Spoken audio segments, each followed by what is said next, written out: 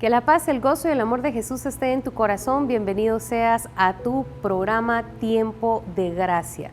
Que Jesús, que es nuestro Señor, envíe su Espíritu a tu corazón, a tu mente, para que la palabra de hoy que vas a escuchar venga a ser la luz que estás necesitando, venga a ser esa respuesta, esa palabra de ánimo, de fortaleza que Dios quiere enviarte.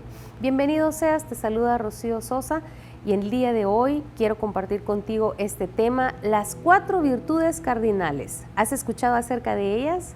¿Las conoces? Pues bien, quédate con nosotros en esta edición. Acompáñame a la frase del día de hoy y dice de la siguiente manera: vivir bien no es otra cosa que amar a Dios con todo el corazón, con toda el alma y con todo el obrar. El que así vive, le entrega a Dios un amor entero que ninguna desgracia puede derribar. Y lo decía San Agustín, este gran doctor de la Iglesia, del que tenemos que aprender tanto. Así que él nos habla que vivir bien es amar al Señor con todo el corazón, con toda el alma y amarlo también con el obrar. Y para esto nosotros necesitamos también educarnos, instruirnos en la fe.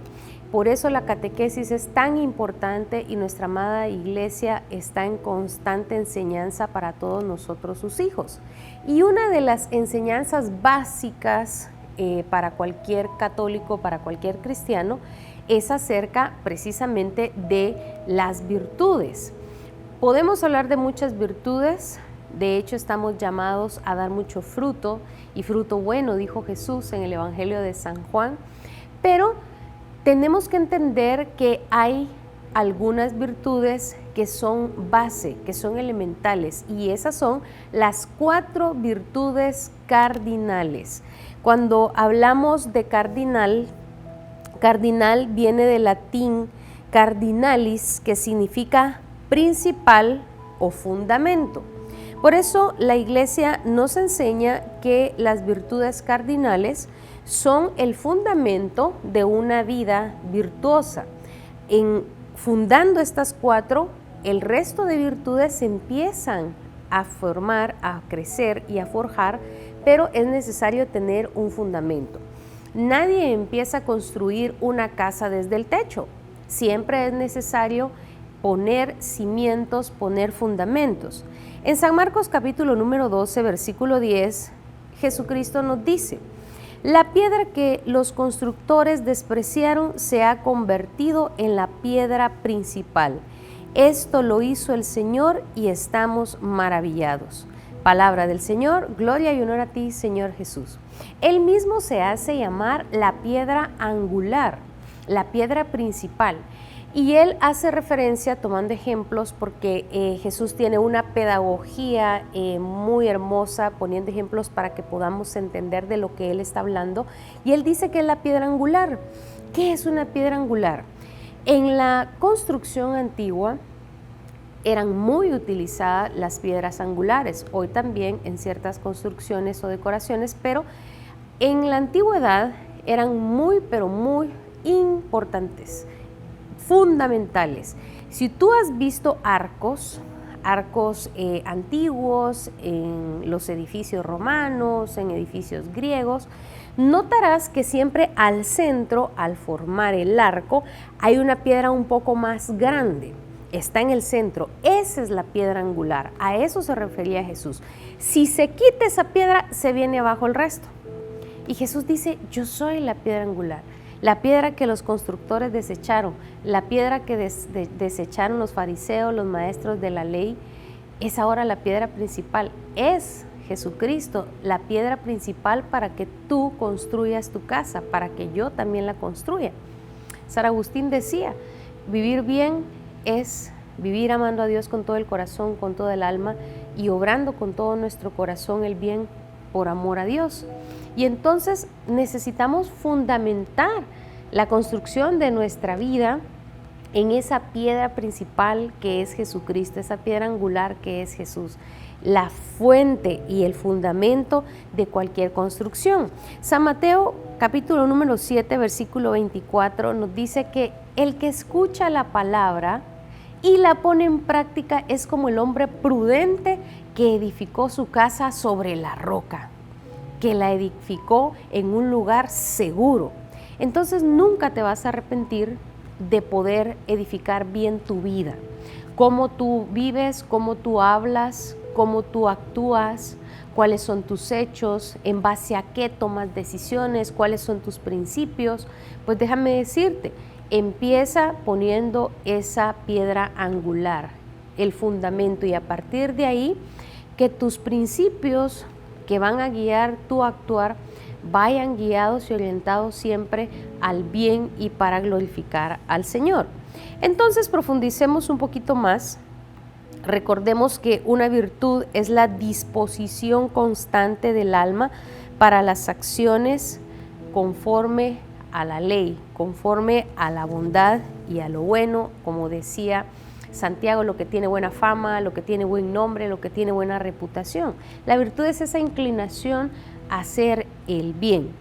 Por lo tanto, entendemos que cardinal, al significar fundamento, al significar una base sólida, las virtudes cardinales, nos dice el Catecismo de la Iglesia en el numeral 1805, que nos instruye al respecto. Las virtudes cardinales son cada una de las 4, que consisten en prudencia, justicia, fortaleza y templanza, que son principio de otras en ellas contenidas. Estas virtudes desempeñan un papel fundamental, por eso se llaman cardinales, porque todas las demás se agrupan en torno a ellas. Mira qué hermoso. Te repito nuevamente el numeral 1805 del Catecismo de la Iglesia. Y nos dice entonces acá que estas 4, vamos a repetirlas: prudencia, justicia, fortaleza y templanza, son como las 4 patas de una mesa, para que a partir de ese fundamento se siga construyendo y las otras virtudes crezcan en torno a ellas. Si a una mesa le falta una pata, no sirve, está coja, no podría ser útil porque no tiene firmeza, no tiene seguridad. Y es por ello que estas 4 son también, podríamos de alguna manera ejemplificarlas de esta manera. Son como los 4 puntos cardinales. ¿Para qué nos sirven a nosotros los 4 puntos cardinales? Escucha la palabra cardinal, de fundamento, ¿verdad? Nos sirven para orientarnos, para ubicarnos en el punto correcto. Nos sirven para definir hacia dónde vamos, ¿sí? El norte, el sur, el este y el oeste. Nos sirven para ubicarnos e ir en la dirección correcta. Entonces las virtudes cardinales son también como nuestra brújula que nos van indicando para dónde caminar, para dónde seguir nuestro camino. En el libro de Sabiduría, capítulo 8, versículo 7 nos dice: si alguien ama la justicia, las virtudes serán el fruto de sus esfuerzos, pues la sabiduría enseña la moderación, la prudencia, la justicia y la fortaleza. El Espíritu Santo, dicen muchos místicos, que se escondió en todo el Antiguo Testamento bajo la figura de la sabiduría, ¿sí? Y aquí este libro precioso con el mismo nombre, Sabiduría, capítulo 8, versículo 7 en adelante, nos dice que la sabiduría es la que nos enseña, la que nos guía y nos va fundamentando con estas 4 virtudes. La prudencia. Veamos la primera virtud, la primera patita, por decirlo así, de esa mesa, esa piedra principal para empezar a construir, esa primera columna. La prudencia es la virtud que nos invita a la cautela, a la sensatez, el buen juicio. Es la virtud que dispone la razón práctica a discernir en toda circunstancia nuestro verdadero bien y a elegir los medios rectos para realizarlo. Me encantó muchísimo una imagen que encontré de cómo enseñar las virtudes cardinales para niño, y la prudencia la ejemplificaron con un semáforo. Un semáforo tiene 3 colores Para todos los que son pilotos entendemos que el rojo es alto, ¿sí? Que el amarillo o naranja es prudencia y el verde es sigue, tienes la vía libre. Pues bien, tomando este ejemplo, la prudencia es como ese semáforo en tu vida. Todo lo que se nos presenta siempre debemos de aplicar la prudencia. Escucha lo que nos dice, que la prudencia nos ayuda a discernir las circunstancias en las que nos logramos encontrar en la vida. Y por lo tanto, la prudencia nos ayuda a dilucidar cuál es el camino correcto, a qué le debo decir que no, a cuál debo seguir poniendo el esfuerzo, cómo debo de hacer las cosas. Prudencia. Y la prudencia se aplica para cualquier área, para todo. Santo Tomás decía sobre la prudencia y me encanta, la prudencia es la regla recta de la acción. Mira qué hermoso. Si tú quieres dibujar o trazar una línea recta, buscas una regla. Y Santo Tomás nos dice que la prudencia es la regla para escribir recto en nuestras acciones. Qué hermoso cómo Santo Tomás define la prudencia. Y por lo tanto, también se nos dice que la prudencia es la que vigila todas las demás virtudes, porque la prudencia nos indica regla y medida en todo lo que nosotros hagamos. Ahora bien, la prudencia es la guía directamente el juicio de la conciencia. Mira qué hermoso. La prudencia dirige directamente nuestra conciencia. ¿Qué es eso de nuestra conciencia? En otros temas hemos conversado un poco de la conciencia. Nuestra conciencia es esa voz interna que constantemente nos está hablando y puede ser que esté bien formada porque tú has estado leyendo libros, has estado quizá recibiendo catequesis, has procurado formarte. Y puede ser que esa conciencia no esté tan formada, pero que ahí está y te dice, por ahí es el camino. No, eso no es correcto. Detente, no lo hagas. Sí, anda, camina, hazlo. Es esa vocecita, pero dice que la prudencia es la que guía directamente esa conciencia. Qué hermoso. La prudencia, deteniéndome. ¿Hablo o no hablo? ¿Es prudente decir esto o no lo digo? ¿Es prudente que lo haga o mejor me detengo? ¿Lo hago ahora o más tarde? ¿Lo digo o mejor me evito ese comentario? No pierdo nada al decirlo. Prudencia ante todo. ¿Qué vas a ver? Imagínate, aquí vamos a entrar un poquito más. La prudencia es un vigilante, nos dice, y la prudencia como ese semáforo se pone en verde, todo lo bueno que tú puedas aprender. Pero si hay contenido, por ejemplo, contenido que no te va a edificar, contenido que te va a dañar, contenido que te va a dejar mensajes en el subconsciente totalmente destructivos, la conciencia te va a decir por la prudencia, detente, y se va a encender esa lucecita amarilla o esa lucecita anaranjada, detente, prudencia, alto, no lo hagas. O a ustedes que quizá están casados, hay personas que empiezan a hablarte, a textearte, a mandarte mensajitos más personales, detente, no lo hagas. Si empieza la prudencia ahí a hablarte directamente a tu conciencia, a tu corazón, corta, bloquéalo, bloquéala, no le contestes, corta eso, está en peligro tu matrimonio, está en peligro tu relación, sé fiel, no vayas a fallar, y está ahí la prudencia.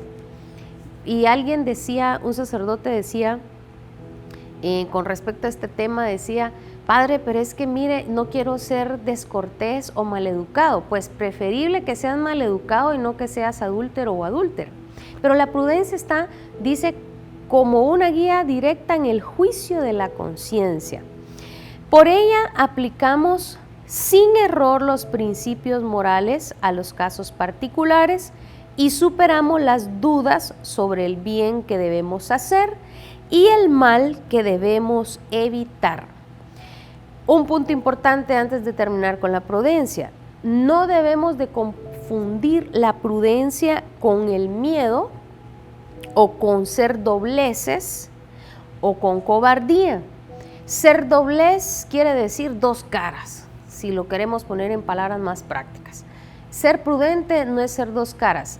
Por ejemplo, decirle a la otra persona, mira, estoy haciendo tal cosa, me estoy involucrando en esto, ¿y tú qué pensás? Ay, no, es tu vida, tú haces lo que quieras, sí, está bien. Y por detrás, qué barbaridad, ¿hasta dónde ha llegado esta persona?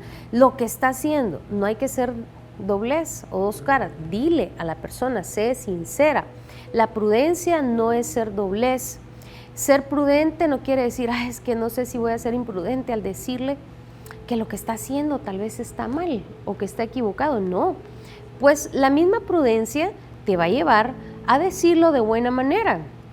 Y tampoco debemos de confundir la prudencia con cobardía o no lo hice es que no lo hice por prudencia. Jamás justifiques tus pecados de omisión diciendo que no lo hiciste por prudencia, porque la prudencia no es cobardía. Si tú por respetos humanos has cometido pecados de omisión, recuerda que los pecados de omisión son obras buenas que dejaste de hacer, ya sea por cobardía, por respetos humanos o por dejadez o porque no te importó lo que estaba haciendo, no tuviste caridad, nunca confundas estos pecados con la prudencia. La prudencia jamás es cobarde, jamás deja las cosas que pasen sin involucrarse. Por lo tanto, tampoco debemos de confundir la prudencia con temor. No podemos confundir la prudencia con esta falta también. Ahora, recuerda entonces que la prudencia es la guía directa en el juicio de nuestra conciencia, la regla para obrar bien, como decía Santo Tomás, y la vigilante del resto de virtudes. Pasemos a la justicia. La justicia, en latín, lat iustitia, es aquella que debe hacerse según el derecho, la ley o la razón. Es la que inclina a dar a cada uno lo que corresponde o pertenece. Es la virtud moral que consiste en la constante y firme voluntad de dar a Dios y al prójimo lo que es debido, ¿sí? La justicia entonces es la inclinación a hacer lo correcto y a dar a cada quien lo que corresponde, en una frase resumida. Por eso Jesús decía, cuando le interpelaban, por ejemplo, con respecto a los impuestos, él tomó una moneda y dijo, ¿de quién es la cara de esta moneda? Del César. Bueno, pues den al César lo que es del César y a Dios lo que es de Dios. Podríamos hablar entonces que la justicia es esto, implantar en nuestra vida esa guía de darle a cada quien su lugar y dar a cada quien lo que corresponde. Actuar correctamente, dice acá, según el derecho, según la ley y según la razón. Nosotros tal vez no somos expertos en leyes gubernamentales, que sí tenemos la obligación como buenos ciudadanos de leer la Constitución, pero lo que sí es cierto es que todos tenemos razonamiento, todos tenemos un juicio interno que aplicar y Dios nos ha dado esa gracia de también entender que hay cosas que por la razón lógica son buenas o son malas, son justas o son injustas.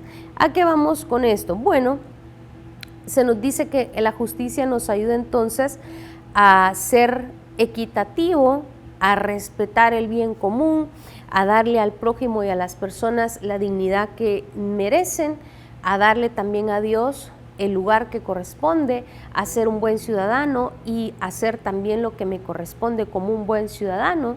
Por eso me encanta San Francisco de Sales, porque él decía que nosotros como cristianos tenemos que ser buenos cristianos y honrados ciudadanos en un caminar de justicia. En Isaías capítulo número 54, versículo 14 nos dice, la justicia te hará fuerte. Mira qué hermoso. Lo que nos rodea, el mundo y toda la información que nos bombardea por todas partes, está constantemente lanzando el mensaje de que voy a utilizar la palabra salvadoreña, hay que ser buzo en esta vida. Y hay que ser buzo. Pero esa frase, hay que ser buzo, lleva un trasfondo de ser injusto, de ser fraudulento, de estar haciendo fraudes, de supuestamente el que es más vivo, ¿verdad? Es el que gana más, pero en realidad por detrás está invitando a ser tramposo, a no dar cabal, a dar las cosas que a veces están dañadas, y si la lograste vender, sos una persona buza. Y no es así. Estás cavando tu propio hoyo, tu propia trampa para hundirte cuando actúas con injusticia. Y por esto Isaías 54:14 nos dice: la justicia te hará fuerte. Y esa fortaleza que te vas a ir creando al caminar en justicia, no la va a poder derribar nadie. No la va a poder derribar porque Dios mismo te va a ir respaldando. Y un ejemplo clarísimo de una vida en justicia es José el soñador. Todos hemos escuchado la historia de José, el penúltimo hijo de Jacob, a quien tanto él amaba, junto a el pequeño Benjamín, porque eran los hijos de Raquel, a quien él amaba mucho. Este joven era tan amado por su padre, y cuando le hizo una túnica de colores y se la fue a mostrar a sus hermanos entraron en tanta envidia y tanto odio que lo golpearon, le arrancaron la túnica, lo vendieron como esclavo, y este pobre muchacho, pues así fue a dar a Egipto, estuvo como sirviente en la casa de Potifar.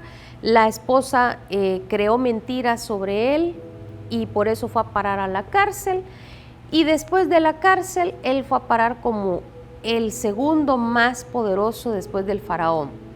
Pero, ¿qué fue lo que hizo José para que a lo largo de su trágica y dramática vida, el final de su vida fue toda una bendición? Imagínate, el segundo después del faraón, la justicia con la cual él siempre caminó, a pesar del dolor de la traición, a pesar de las infamias, injurias, porque lo calumnió la esposa de Potifar y por eso fue a dar preso, pero aún ahí estando preso, ahí le fue bien, prosperó la cárcel bajo su mando, y su buena fama, su reputación, la que él se creó, fue tal, esa fortaleza que él se empezó a forjar, siendo justo, que el faraón no dudó en dejarlo al mando de todo, porque él se forjó un nombre, se forjó un buen nombre, una buena reputación.